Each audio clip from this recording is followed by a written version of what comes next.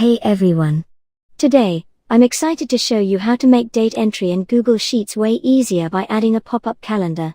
So, let's get started.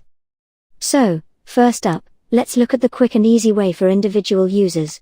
Imagine you're entering data in cell A1. Instead of manually typing dates, you can start by typing the @ symbol followed by the word date.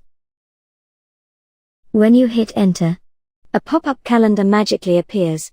You can use your mouse to select a date, say, August 10th, 2024, and just like that, it's entered correctly.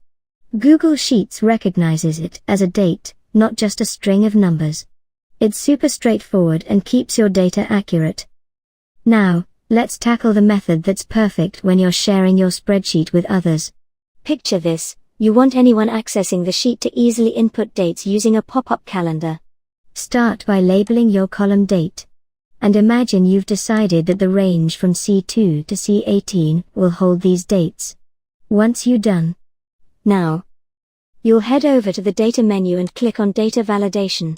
A sidebar appears. Click on the Add rule. And here, you set the range to accept only valid dates.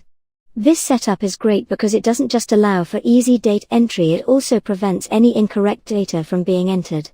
Now, check the option that says Reject the input. And then hit the Done. And now, users just double-click on a cell within that range, and up pops the calendar. And there you have it. 2 simple ways to add a pop-up calendar in Google Sheets, making life a little bit easier whether you're working solo or with a team.